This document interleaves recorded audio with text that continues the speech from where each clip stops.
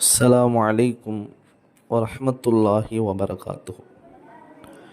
கண்ணியத்திற்குரிய அல்லாஹ்வின் நல்லடியார்களே, அல்ஹம்துலில்லாஹ். புனிதம் நிறைந்த இந்த துல்ஹிஜ்ஜாவின் மாதம், ஹஜ்ஜினுடைய அமல்கள், ஹாஜிகள் எல்லாம் ஹஜ்ஜுடைய அமல்களை செய்வதற்காக தயாராக இருக்கக்கூடிய ஒரு நிலை. அதில் முக்கியமான ஒரு அமல் அரஃபாவிலே தங்குவது. ஒரு நிமிடமோ ஒரு அரை மணி நேரமோ கொஞ்ச நேரம் அப்படி தங்கிட்டாலே போதும். அல்ஹம்துலில்லாஹ். அல் ஹஜ்ஜு அரஃபா. ஹஜ்ஜு என்றாலே அரஃபா என்று அல்லாஹ் தூதர் ஸல்லல்லாஹு அலைஹி வஸல்லம் சொன்னார்கள். அந்த அரஃபாவுடைய நாளில் அரஃபாவிலே கேட்கப்படக்கூடிய துஆ தான் அன்றைய நாள் முழுதும் நாம் செய்ய வேண்டிய அமல். குறிப்பாக ஹாஜிகள் அரஃபாவுடைய நாளில் அதிகமாக துஆக்கள் செய்யணும். ஸல்லல்லாஹு அலைஹி வஸல்லம் சொன்னார்கள், ஹைரு துஆஉ யௌமி அரஃபா.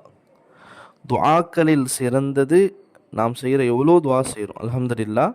அதில் மிக குறிப்பு சிறந்தது எதுன்னு சொன்னால் அரஃபாவுடைய நாளில் துஆ செய்கிறது. என்ன துஆ செய்யலாம்? நமக்காக, குடும்பத்துக்காக, மனைவி பிள்ளைகளுக்காக, உலக மக்கள் அனைவருக்காகவும், சகோதரர்கள் அனைவர்களுக்காகவும் நாம் துஆ செய்யலாம்.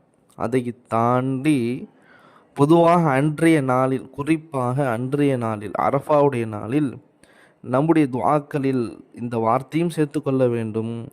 துஆ செய்த பிறகு வெறுமன சும்மா இருக்கும் பொழுது இது திக்ராகவும் நாம் ஓதிக்கொள்ள வேண்டும். அல்லாஹ்வின் தூதர் ஸல்லல்லாஹு அலைஹி வஸல்லம் சொன்னார்கள், அந்த அரஃபாவுடைய நாளில் நபிமார்களும், ஆதம் அலைஹிஸ்ஸலாமிலிருந்து ஈசா அலைஹிஸ்ஸலாம் வரைக்கும் உள்ள அனைத்து நபிமார்களும் நானும் செய்த சிறந்த ஒரு துஆ அதுதான் லா இலாஹ இல்லல்லாஹ் வஹ்தஹு லா ஷரீக லஹ் லஹுல் முல்கு வலஹுல் ஹம்து வஹுவ அலா குல்லி ஷைஇன் கதீர். லேசான வார்த்தைகள், எல்லோருக்குமே தெரிஞ்ச ஒரு கலிமா. இந்த வார்த்தையை நானும் அனைத்து நபிமார்களும் சொன்னோம் என்பதாக அல்லாஹ் தூதர் ஸல்லல்லாஹு அலைஹி வஸல்லம் சொன்னாங்க. எனவே அந்த அரஃபாவுடைய நாளில் நாம் துஆ செய்யும் பொழுது, நமக்கு தெரிந்தவைகள் எல்லாம் கேட்கும் பொழுது இந்த வார்த்தைகளை இடையில சேர்த்து கொள்ளணும்.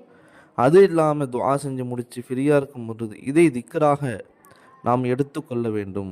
லா இலாஹ இல்லல்லாஹ் வஹ்தஹு லா ஷரீக லஹ் லஹுல் முல்கு வலஹுல் ஹம்து வஹுவ அலா குல்லி ஷைஇன் கதீர்.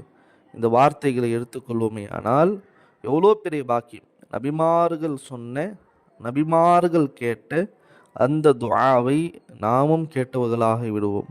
இது அல்லாஹ்விடத்தில் உடனே ஏற்றுக்கொள்ளப்படக்கூடிய ஒரு துஆவாக ஆகும். எனவே நாம் அரஃபாவுடைய நாளில் நம்மளாம் ஹஜ்ஜிக்கு போலியே, நம்ம ஏன் அப்படிலாம் நினைக்கக்கூடாது. நமக்கான அரஃபா இதுதான். இன்றைய வரக்கூடிய வெள்ளிக்கிழமை நமக்கான அரஃபா. அன்றைய நாளில் இன்ஷா அல்லாஹ் நோன்பு வைப்போம். சியாமு யோமி அரஃபா அஹ்தஸிபு அலல்லாஹ் ஐ யுகஃபிர ஸனத்தல்லதி கப்லா வ ஸனத்தல்லதி பஅதா. அரஃபாவுடைய நாளன்று நோன்பு வைப்பது ஒரு வருடத்தினுடைய முன் செய்த பாவங்கள் மன்னிக்கப்படும். வரக்கூடிய ஆண்டினுடைய பாவங்கள் மன்னிக்கப்படும். வரக்கூடிய ஆண்டின் பாவம் என்றால் பாவமே செய்யலையே, எப்படி பாவம் மன்னிக்கப்படும்? பாவத்தை விட்டு பாதுகாக்கப்படுவோம் இன்ஷா அல்லாஹ். எனவே நோன்பு வைப்போம், துஆக்களில் ஈடுபடுவோம். குறிப்பாக இந்த வார்த்தைகளை, மேலே நாம் சொன்ன அந்த கலிமாக்களை எடுத்துக்கொள்வோம்.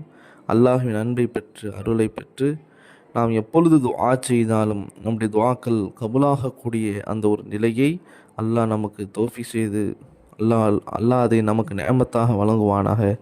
ஆமீன்.